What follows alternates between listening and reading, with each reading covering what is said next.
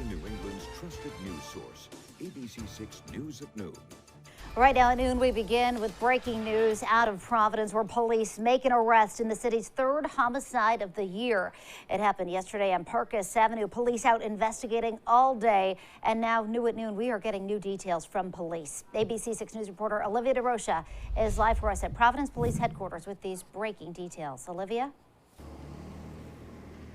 Well, Doreen, first, I do just want to say a warning. Some of these details are extremely graphic and disturbing. Police saying today that victim was found stuffed inside of a refrigerator. Police believe that she was shot. And when I say she, the victim has been identified as 40-year-old Sherbert Maddox. They believe she was shot as early as Sunday. Her boyfriend then stuffed her inside a refrigerator wrapped in towels.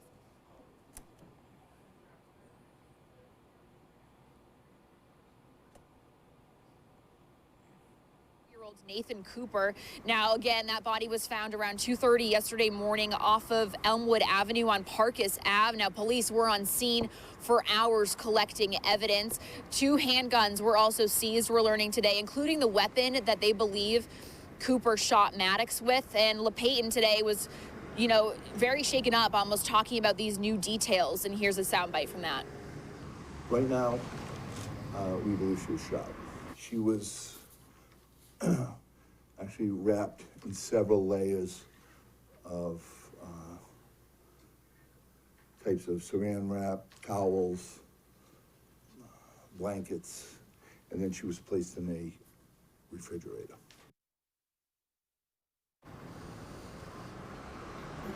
And here's video from yesterday when police were on scene. You can see some family and friends of the victim making a memorial outside of that home on Parkus Ave. Now, again, when I spoke with them yesterday, they say that Sherbert goes by Strawberry, saying that she was a great person. The community lost a very bright light in this world. Now, again, Nathan Cooper, that suspect, is expected to be arraigned today in court. We will be there and bring you the details. This is the 3rd homicide of the year here in Providence. I'll be back here live at 4 o'clock with the latest on this developing story. But for now, we're live in Providence. Olivia DeRocha, ABC6 News. All right, Olivia, thank you. And police also say they have made 2 arrests in splat gun shootings throughout the city over the weekend. One 18-year-old charged with disorderly conduct, one juvenile charged with felony assault, and 4 simple assault charges. Police say they shot water-soluble pellets at people in multiple incidents. The principal at Central High School recognized the car involved and called police. Police say the felony assault charge stems from the suspect fleeing with the principal still attached to the car. Officials say this was part of a TikTok challenge. Now to an ABC6 News follow-up. Police are investigating a recent rise in overdoses in East Providence. The police department posting a warning to its Facebook page saying officers believe fentanyl is behind the spike. ABC6 News reporter Laura Puglisi spoke to city officials about what they're doing to keep the public safe. Well, the East Providence Police Department responded to a total of 4 overdose incidents in one day. And that number was enough of an uptick for the department to feel the need to send a warning to the community. 4 overdoses in one day in East Providence. Police Captain Jim Nelson says they were all lucky and all survived. Responded to each call. In 3 of the 4, Narcan was administered. All 4 people survived. That number alarming to officials who say East Providence doesn't typically see too many overdoses. Captain Nelson says they don't think any of the incidents were connected. The 4 people range in age from 30 to 60 years old and involved both men and women. 4 is a lot in a day for us. We've had about 15 since the year began, so 4 was a spike for us, and it was a little alarming. According to officials, 3 of the 4 cases are suspected to be from fentanyl use, one of them from huffing. Police say they've seen a huge rise in overdoses from fentanyl and are warning the public about the dangers. We know that mental health and substance abuse disorders are on the rise, especially on the heels of the pandemic. Mental health, which sometimes drives, substance abuse disorder, is a growing problem for our communities. The director of EMA, Captain John Potvin, says they're working to tackle the problem. East Providence is one of many with safe stations at the fire department and a supply of free Narcan for anyone to take. We also have a program where we leave naloxone at the homes of patients that have been known to overdose. It's just to let people know that our stations are here and our personnel are here when they're ready for recovery and when they're ready for treatment.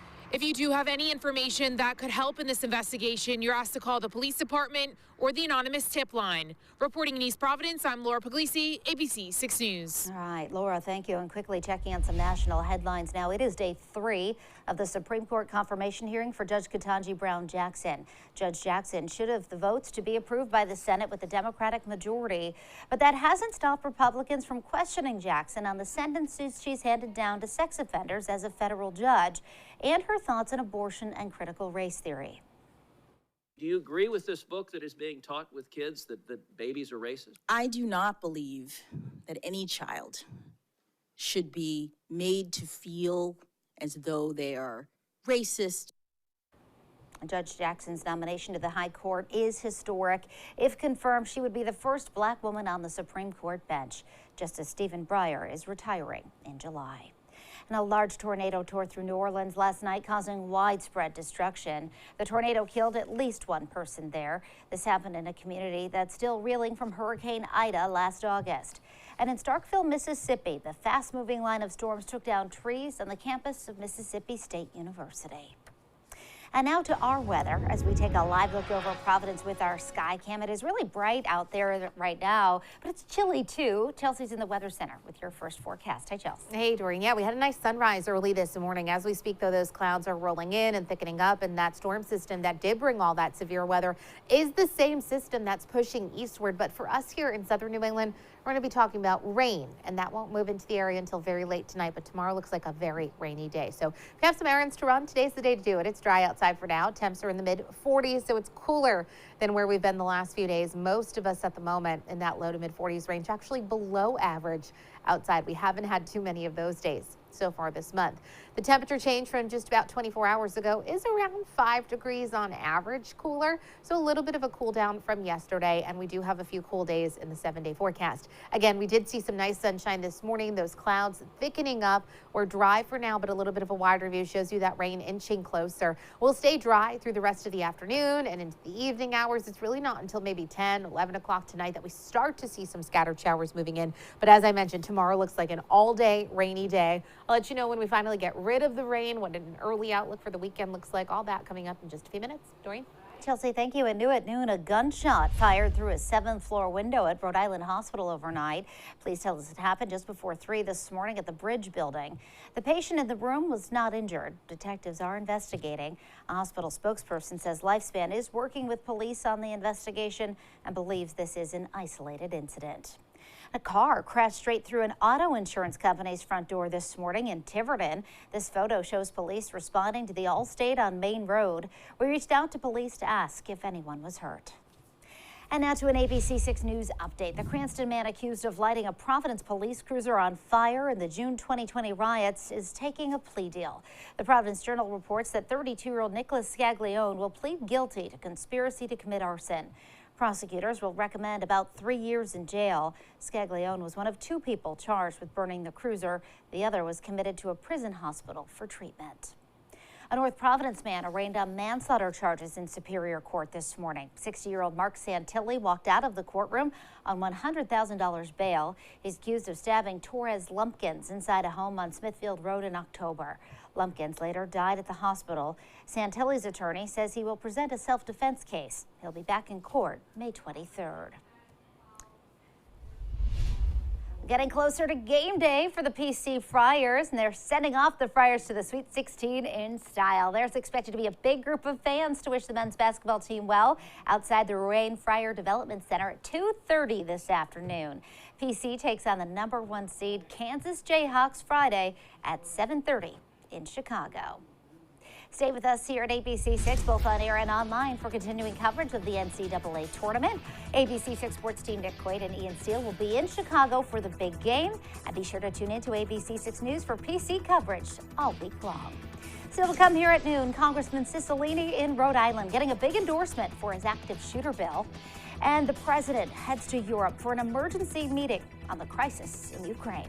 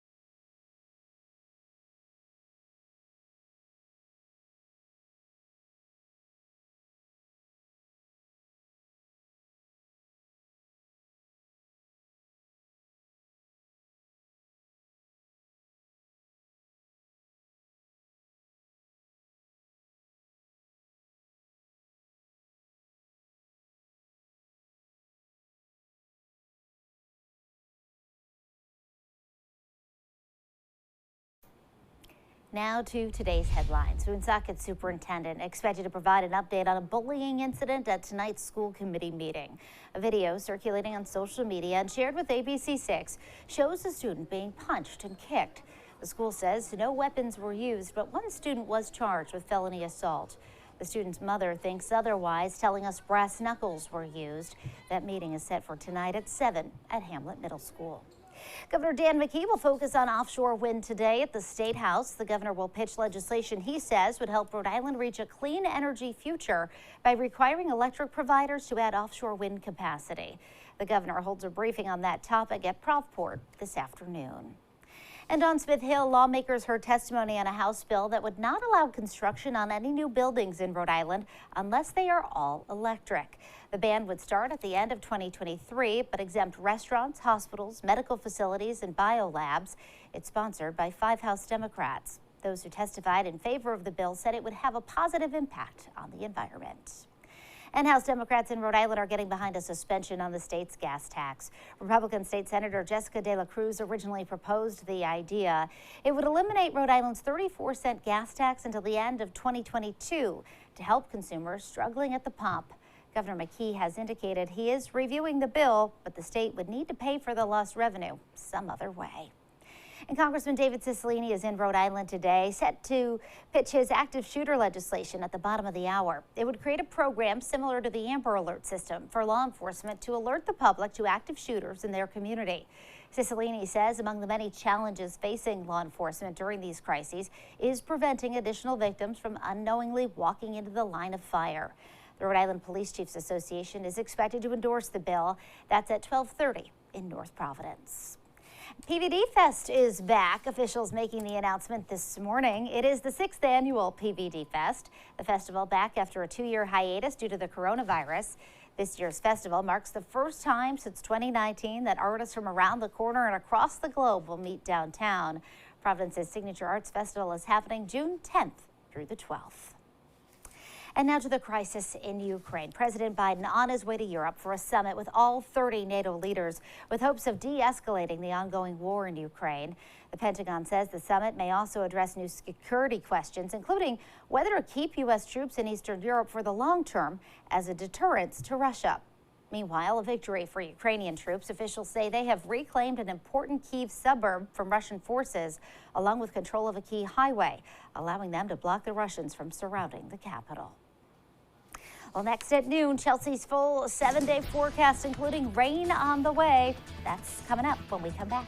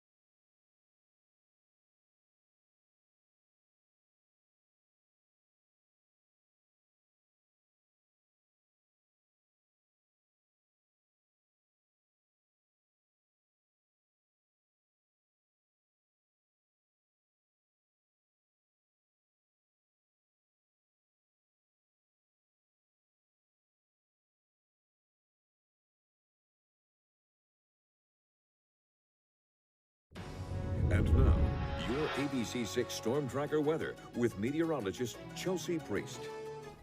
We have rain that'll be moving in for the second half of the work week. For now, just clouds rolling in, and we're going to stay dry for the rest of the day today. But tomorrow, I would plan on and off rain all day long, and that will linger tomorrow night and into Friday, all stemming from this very large low pressure system. It's the storm system that's been bringing all of that severe weather along the Gulf Coast over the last 2 days, and it's continuing to push eastward. And for us here in southern New England, that means rain moving in, and that won't happen until late tonight. We've certainly noticed those clouds starting to thicken up in the last couple of hours. You can see over the view from the Preserve Club in Richmond, a lot of clouds outside right now. We did get a gorgeous sunrise this morning, but from here on out, it's going to be staying overcast for the rest of the day today, tonight, tomorrow, into Friday as well. In fact, I don't have a ton of sunshine in the forecast for the rest of this week, likely not until the early part of next week. We're also a little bit cooler today, not something that we've had to talk about too much this month. It's been a very warm month, but what we're looking at outside right now are temperatures in the low to mid 40s. Average high is now up to about 50 degrees. So with highs today hovering in the upper 40s to about 50 degrees into the afternoon, we're hovering right where we should be for this time of year, but so much of this month we've had above average temperatures. So we're settling into a slightly cooler pattern in the coming days. Couple peaks in there, but overall a cooler 7-day forecast. The wind, luckily, has backed down significantly from the last 2 days. Both Monday and Tuesday were very windy. Light and variable breeze outside for the remainder of the afternoon. Now, as we look ahead into next week, this is the 6 to 10 day temperature forecast, or outlook, I should say. And you can see all across the Northeast, we have below normal temperatures in place. Now, that doesn't mean frigid air is moving in. It just means that temperatures are going to be staying below that average high of 50 degrees. Monday looks like our coldest of the days. Much wider view of the entire country shows you a good portion of the country for next week going to be much warmer than average, so it doesn't seem to stick around too long, that little cold stretch, but it looks like the early part of next week is going to be pretty chilly.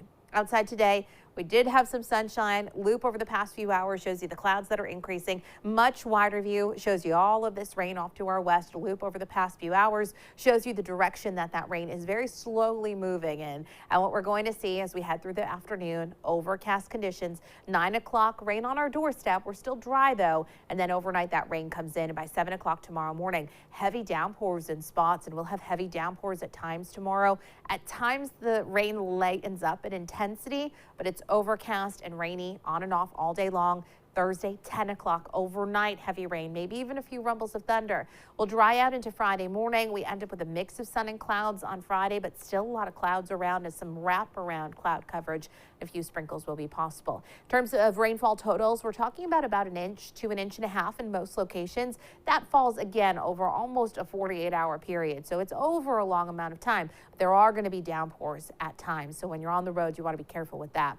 Temperatures at about 50 degrees today, with the increasing clouds continuing. Tonight, rain moves in. It's steady by tomorrow morning, and tomorrow we have downpours in the forecast on and off throughout the entire day. It's an overcast, cool day. A little bit of a breeze, actually not quite as windy as what we experienced yesterday and the day before. On Friday, we have morning rain. There's still a lot of clouds around. Saturday looks decent, but a few sprinkles into Sunday, and then again, chilly next week, 20s to start the day. On Monday, it'll be breezy, so we feel even cooler. Doreen?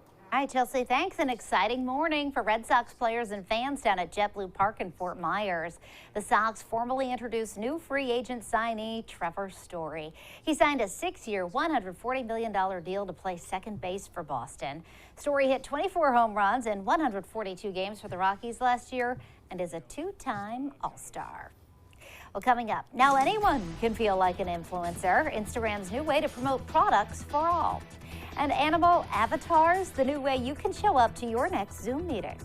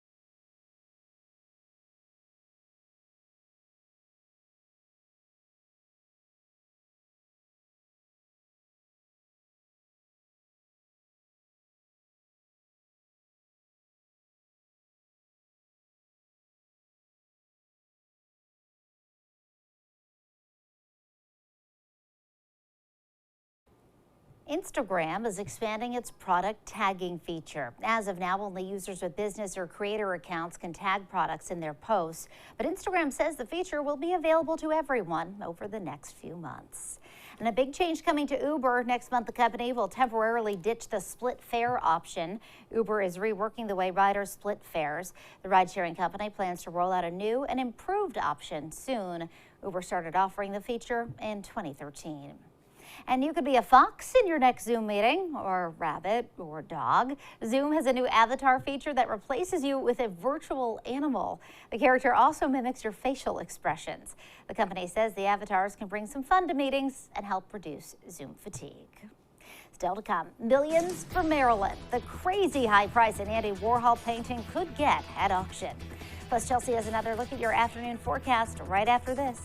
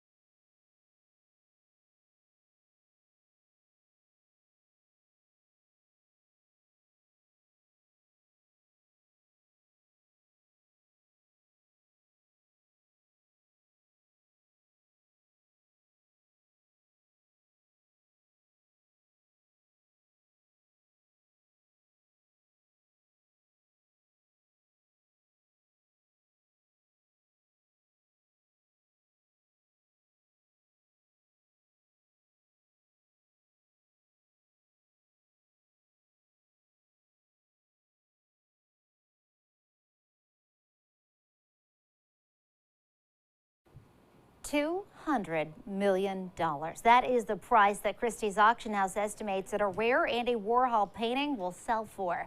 The print is a 1964 silk screen of Marilyn Monroe. It's called Shot Sage Blue Marilyn. It comes from the Thomas and Doris Ammon Foundation. They're going to use the proceeds to benefit kids around the world. Now, if the piece does sell for $200 million, Christie says it'll be the most expensive painting of the 20th century ever sold at auction. It's iconic. It really, truly is. Yes. I didn't know. I heard the tease. Yes. Didn't know what we were talking about, and then saw that. And then I'm like, okay, that makes sense. Yes. Yeah, and it's nice that it is going to a charity, too. So there you go. Absolutely. A win-win. See what happens with that one all along. We are looking at increasing clouds outside for the remainder of the day today. Temperatures topping out around 50 degrees, which is exactly where we should be, but certainly cooler than where we've been the last few days. Rain arrives overnight. Tomorrow is kind of an all-day rainy day, on and off at times, some real heavy downpours, some rain lingering into Friday, a little warm up for Friday and Saturday. But look ahead to next week. It's chilly, 20s to start the day. On Monday, we might feel like the teens at times. I so hope that was behind us. I'm going to say that every day until that happens, Chelsea. March is a tricky, tricky month. It is. Thank you.